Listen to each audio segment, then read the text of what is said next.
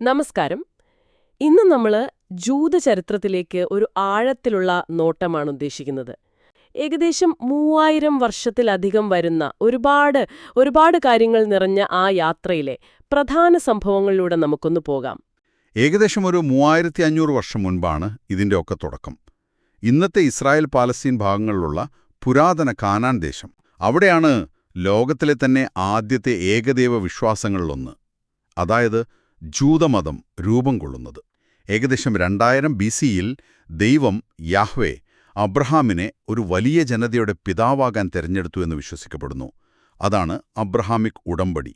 അദ്ദേഹം ഊർ എന്ന സ്ഥലം വിട്ട് കാനാനിലേക്ക് വന്നു. അബ്രഹാം, പിന്നെ അദ്ദേഹത്തിന്റെ മകൻ ഇസഹാക്ക്, ചെറുമകൻ യാക്കോബ്. യാക്കോബിന് ഇസ്രായേൽ എന്നും പേരുണ്ടായിരുന്നല്ലോ. ശരിയാണ്. യാക്കോബിന്റെ 12 മക്കൾ. അവരുടെ കുടുംബങ്ങളാണ് പിന്നീട് ഇസ്രായേലിലെ 12 ഗോത്രങ്ങളായി മാറിയത്. ഈ ജൂതൻ എന്ന പേര് വരുന്നത് യാക്കോബിന്റെ മകനായ യൂദായിൽ നിന്നാണോ? അതെ, യൂദാ ഗോത്രത്തിൽ നിന്നാണ് ആ പേര് പിന്നീട് വരുന്നത്. അപ്പൊ ഈ ഗോത്രങ്ങൾ പിന്നീട് ഈജിപ്തിലേക്ക് പോകുന്നുണ്ടല്ലോ, ക്ഷാമം കാരണം. ഉണ്ട്. അവർ ഈജിപ്തിലേക്ക് കുടിയേറി, പക്ഷേ കാലക്രമേണ അവിടെ അടിമകളാക്കപ്പെട്ടു. അതാണ് അടുത്ത പ്രധാന സംഭവം. ഏകദേശം 1300 BCE-യിൽ മോശയുടെ നേതൃത്വത്തിൽ ഇസ്രായേലിയർ ഈജിപ്തിൽ നിന്ന് രക്ഷപ്പെടുന്നു. അതൊരു വലിയ സംഭവമാണ് അവരുടെ ചരിത്രത്തിൽ.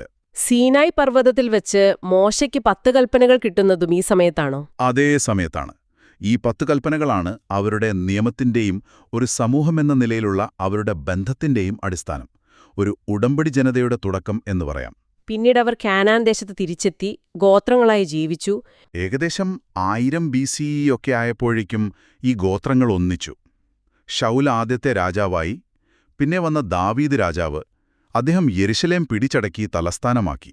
ദാവീദിന്റെ മകൻ സോളമനാണല്ലോ ആദ്യത്തെ ആലയം പണിയുന്നത്. അതെ, യെരുശലേമിൽ ആദ്യത്തെ ആലയം പണിതത് സോളമനാണ്. ഉടമ്പടി പേടകമൊക്കെ അവിടെയാണ് സൂക്ഷിച്ചത്. അതവരുടെ ആരാധനയുടെ കേന്ദ്രബിന്ദുവായി മാറി. സോളമന്റെ മരണശേഷം രാജ്യം രണ്ടായി പിളർന്നു. വടക്ക് ഇസ്രായേൽ എന്നും തെക്ക് യൂദ എന്നും. 10 ഗോത്രങ്ങൾ വടക്കും 2 ഗോത്രങ്ങൾ തെക്കും. വടക്കൻ രാജ്യം ഇസ്രായേൽ അസീര്യക്കാർ കീഴടക്കി ഏകദേശം 722 BC-യിൽ. അതാണ് നഷ്ടപ്പെട്ട 10 ഗോത്രങ്ങളെന്നൊക്കെ പറയുന്നത്. തെക്കൻ രാജ്യം യൂദ അത് കുറച്ചുകാലം കൂടി നിന്നു. പക്ഷേ 586 BC-യിൽ ബാബിലോണിയക്കാർ വന്നു. അവർ യെരുശലേം നശിപ്പിച്ചു, ആദ്യത്തെ ആലയവും തകർത്തു. ഇതോടുകൂടിയാണ് ബാബിലോണിയൻ പ്രവാസം തുടങ്ങുന്നത്. അവരെ ബാബിലോണിലേക്ക് തടവുകാരായി കൊണ്ടുപോയി.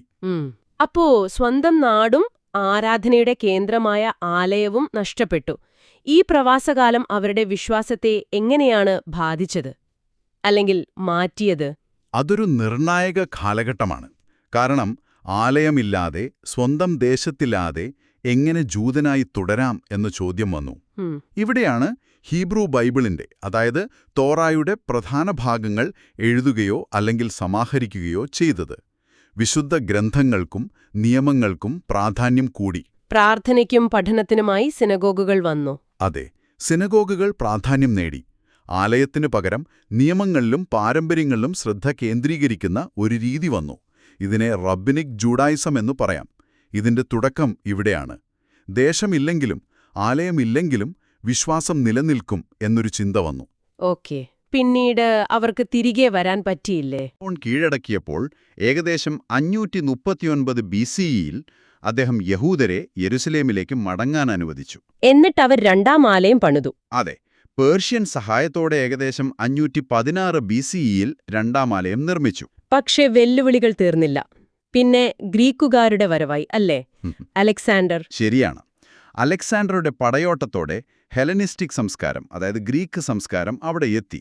ഇത് ജൂത പാരമ്പര്യങ്ങളുമായി ചില ഏറ്റുമുട്ടലുകൾക്ക് കാരണമായി. മക്കബായ വിപ്ലവം എന്ന് കേട്ടിട്ടുണ്ട്. അതിതുമായി ബന്ധപ്പെട്ടതാണോ? അതെ. അന്ത്യോക്കസ് 4 എന്ന ഭരണാധികാരി ജൂത ആചാരങ്ങൾ നിരോധിക്കുകയും ആലയത്തെ അശുദ്ധമാക്കുകയും ചെയ്തപ്പോൾ യൂദ മക്കബിയുടെ നേതൃത്വത്തിൽ ഒരു വിപ്ലവം നടന്നു. 167 BCE ഒക്കെയാണ് കാലഘട്ടം. അതിലവർ ജയിച്ചു.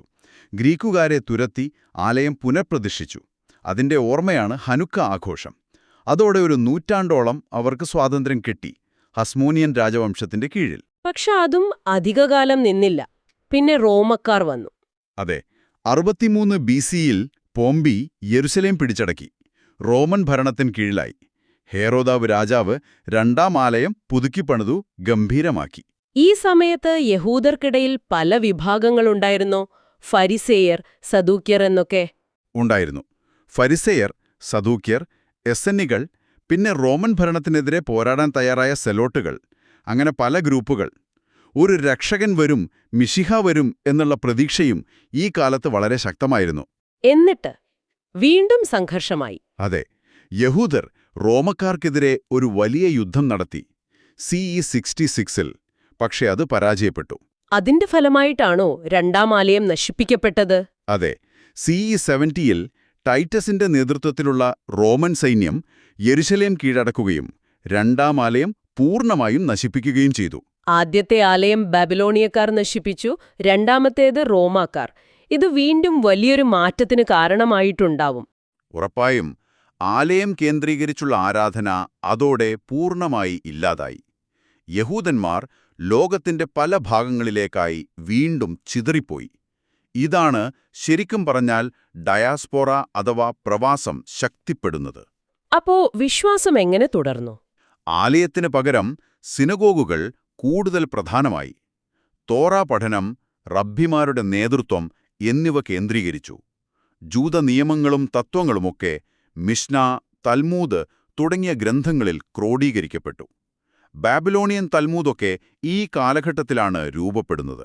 ഈ ഡയസ്പോറ കാലഘട്ടത്തിൽ, പ്രത്യേകിച്ച് മധ്യകാല യൂറോപ്പിൽ, അവരുടെ ജീവിതം എങ്ങനെയായിരുന്നു? അത് വളരെ പ്രയാസമേറിയ ഒന്നായിരുന്നു. ക്രിസ്ത്യൻ യൂറോപ്പിൽ അവർ വലിയ വിവേചനവും പീഡനവും നേരിട്ടു. പലയിടത്തും ഭൂമി സ്വന്തമാക്കാൻ അനുവാദമില്ലായിരുന്നു. പല ജോലികളും ചെയ്യാൻ പറ്റിയിരുന്നില്ല. പൗരത്വം പോലും നിഷേധിക്കപ്പെട്ടു. പണം പലിശയ്ക്ക് കൊടുക്കുന്ന ജോലിയിലേക്ക് അവർ ഒതുക്കപ്പെട്ടു എന്ന് കേട്ടിട്ടുണ്ട്. നിർബന്ധിതരായി എന്ന് പറയുന്നതാവും ശരി. അത് പക്ഷേ അവർക്കെതിരെ കൂടുതൽ വിദ്വേഷമുണ്ടാക്കാൻ കാരണമായി. ഗെറ്റോ എന്നറിയപ്പെടുന്ന പ്രത്യേക സ്ഥലങ്ങളിൽ അവർക്ക് ഒറ്റപ്പെട്ട് താമസിക്കേണ്ടി വന്നു. വെനീസിലാണ് ആദ്യത്തെ ഗെറ്റോ വരുന്നത്, 1516-ൽ. വ്യാജ ആരോപണങ്ങളുമുണ്ടായിരുന്നോ? ധാരാളം. രക്തബലി ആരോപണങ്ങൾ, പകർച്ചവ്യാധികൾ പരത്തുന്നുവെന്നൊക്കെയുള്ള കുറ്റപ്പെടുത്തലുകൾ. ഇതിന്റെയൊക്കെ പേരിൽ കൂട്ടക്കൊലകൾ നടന്നു. പല രാജ്യങ്ങളിൽ നിന്നും അവരെ പുറത്താക്കി. ഇംഗ്ലണ്ടിൽ നിന്ന് 1290-ലും സ്പെയിനിൽ നിന്ന് 1492-ലും. അതൊക്കെ വലിയ സംഭവങ്ങളാണ്. എന്നാൽ കിഴക്കൻ യൂറോപ്പിൽ സ്ഥിതി വ്യത്യസ്തമായിരുന്നോ? അവിടെ വലിയ ജൂതസമൂഹങ്ങൾ ഉണ്ടായിരുന്നല്ലോ. ഉണ്ടായിരുന്നു. പോളണ്ട്, ലിത്വാനിയ, ഉക്രൈൻ പോലുള്ള രാജ്യങ്ങളിൽ വലിയ ജൂതസമൂഹങ്ങൾ രൂപപ്പെട്ടു. സ്റ്റെറ്റിൽ എന്നറിയപ്പെടുന്ന ചെറിയ പട്ടണങ്ങളിൽ അവർക്ക് അവരുടേതായ ഒരു സംസ്കാരവും ജീവിതരീതിയും ഉണ്ടായിരുന്നു.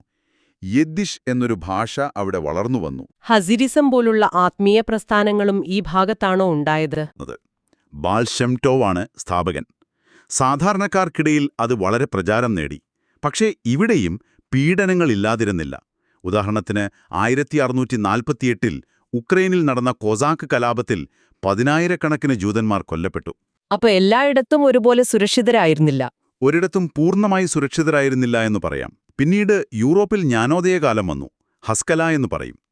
അത് ജൂതന്മാർക്കിടയിലും സ്വാധീനം ചെലുത്തി. അതെങ്ങനെയാണ്? മോസസ് മെൻഡൽസോണിനെ പോലെയുള്ള ചിന്തകർ മതേതര വിദ്യാഭ്യാസം നേടാനും അവർ ജീവിക്കുന്ന സമൂഹങ്ങളുമായി കൂടുതൽ ഇടപഴകാനും ആഹ്വാനം ചെയ്തു. ഇത് ജൂതമതത്തിനുള്ളിൽ തന്നെ പുതിയ ചിന്താഗതികൾക്ക് കാരണമായി. റിഫോം, ഓർത്തഡോക്സ്, കൺസർവേറ്റീവ് എന്നിങ്ങനെയുള്ള പ്രധാന ധാരകൾ രൂപപ്പെടുന്നത് ഈ കാലത്തോടനുബന്ധിച്ചാണ്. എന്നാലും പീഡനങ്ങൾ പൂർണ്ണമായി അവസാനിച്ചില്ല. റഷ്യയിലെ പോഗ്രോമുകൾ പോലുള്ളവ. പോഗ്രോമുകൾ എന്ന് വിളിക്കുന്ന സംഘടിത ആക്രമണങ്ങൾ വ്യാപകമായിരുന്നു. ഇതിന്റെയൊക്കെ ഫലമായി ലക്ഷക്കണക്കിന് ജൂതന്മാർ, പ്രത്യേകിച്ച് കിഴക്കൻ യൂറോപ്പിൽ നിന്ന് അമേരിക്കയിലേക്ക് കുടിയേറി. ഈ നിരന്തരമായ പീഡനങ്ങളും അരക്ഷിതാവസ്ഥയുമാണോ സ്വന്തമായൊരു രാഷ്ട്രം എന്ന ആശയത്തിലേക്ക്, അതായത് സയനിസത്തിലേക്ക് നയിച്ചത്? അതൊരു പ്രധാന ഘടകമാണ്.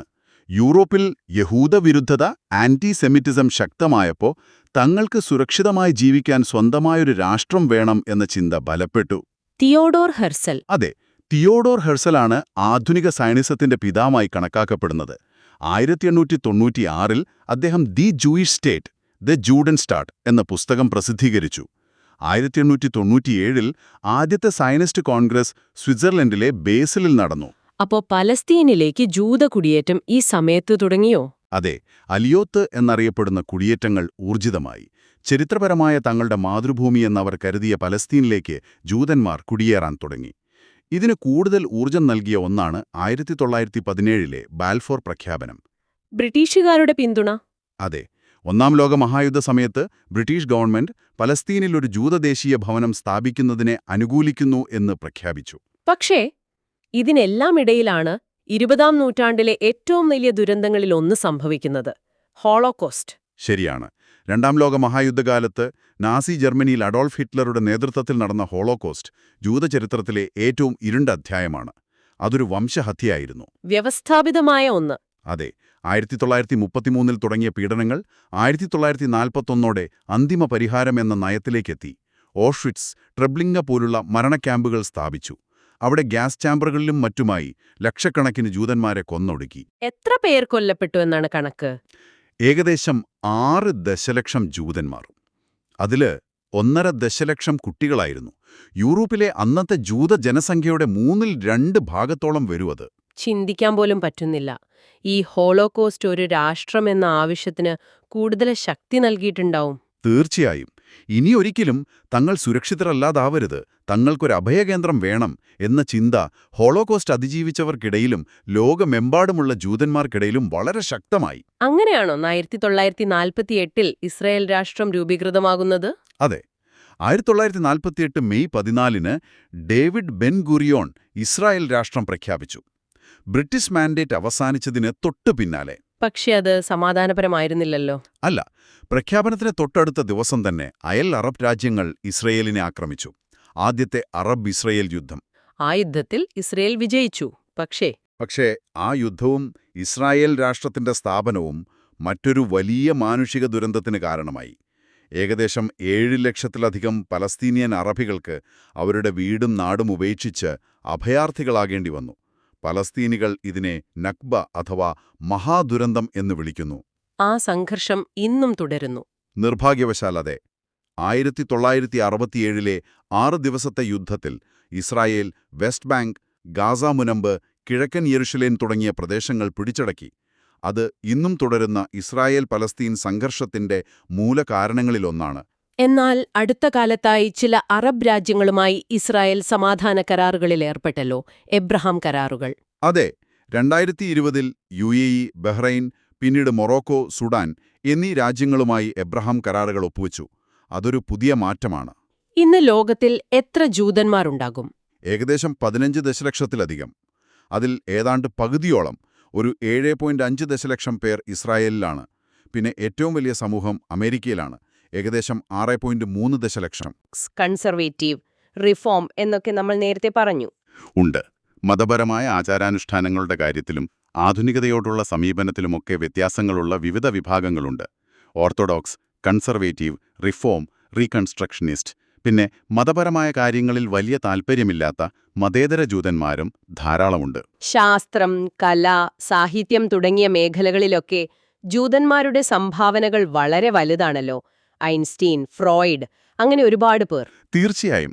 നിരവധി നോബൽ സമ്മാന ജേതാക്കൾ ഉൾപ്പെടെ പല മേഖലകളിലും വലിയ സംഭാവനകൾ നൽകിയിട്ടുണ്ട്. പക്ഷേ ഇന്നും യഹൂദവിരുദ്ധത ഒരു പ്രശ്നമായി നിലനിൽക്കുന്നു, അല്ലേ? നിലനിൽക്കുന്നു. പല രാജ്യങ്ങളിലും, പ്രത്യേകിച്ച് യൂറോപ്പിലും അമേരിക്കയിലുമൊക്കെ യഹൂദവിരുദ്ധ ആക്രമണങ്ങളും വിദ്വേഷ പ്രസംഗങ്ങളും ഓൺലൈൻ പ്രചാരണങ്ങളും നടക്കുന്നുണ്ട്. പിറ്റ്സ്ബർഗിലെ സിനഗോഗ് ആക്രമണം 2018 പോലുള്ള സംഭവങ്ങൾ ഓർമ്മയുണ്ടാകുമല്ലോ. അപ്പോ നമ്മൾ ഇത്രയും സംസാരിച്ചതിൽ നിന്ന് ഈ ജൂതൻ എന്നത് കൃത്യമായി എന്താണ് എന്ന് നിർവചിക്കാൻ പ്രയാസമാണ്. അതൊരു മതം മാത്രമാണോ, അതോ ഒരു വംശം, ഒരു സംസ്കാരം, ഒരു രാഷ്ട്രം? നല്ല ചോദ്യമാണ്. ഇതിനൊരു ലളിതമായ ഉത്തരമില്ല എന്നതാണ് സത്യം.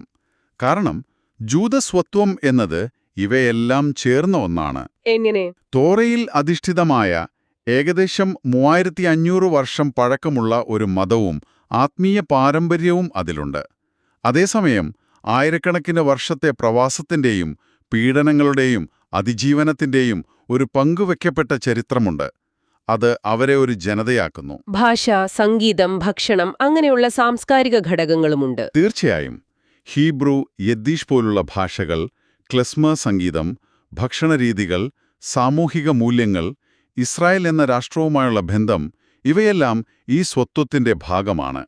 അപ്പോ മതം, ചരിത്രം, സംസ്കാരം, സമൂഹം, ചിലപ്പോൾ രാഷ്ട്രീയം, ഇവയെല്ലാം ചേർന്ന ഒന്നാണ് ജൂതസ്വത്വം. ശരിയാണ്. പുരാതന കാനാനിലെ ഒരു ചെറിയ ഗോത്രവിശ്വാസത്തിൽ നിന്ന് തുടങ്ങി സാമ്രാജ്യങ്ങളെയും പ്രവാസങ്ങളെയും വംശഹത്യയെയും അതിജീവിച്ച് ലോകമെമ്പാടും വ്യാപിച്ച് ഇപ്പോഴും നിലനിൽക്കുന്ന, നിരന്തരം മാറിക്കൊണ്ടിരിക്കുന്ന ഒരു ജനത. അവിശ്വസനീയമായൊരു യാത്ര തന്നെ. അതെ, ഇത്രയധികം പ്രതിസന്ധികളെ അതിജീവിച്ച് കാലത്തിനനുസരിച്ച് സ്വയം നവീകരിച്ച് ഒരു പുരാതന പാരമ്പര്യം നിലനിർത്താൻ ഒരു സമൂഹത്തിന് എങ്ങനെ കഴിയുന്നു എന്നത് അത് നമ്മളെ ഒരുപാട് കാര്യങ്ങൾ ചിന്തിപ്പിക്കുന്നുണ്ട്. വിശ്വാസം, സമൂഹം, ഓർമ്മ, പ്രതീക്ഷ എന്നിവയുടെയൊക്കെ ശക്തി എത്ര വലുതാണെന്ന് ഇത് കാണിച്ചു തരുന്നു. തീർച്ചയായും. ഈ ചരിത്രത്തിൽ നിന്ന് ഒരുപാട് പഠിക്കാനുണ്ട്.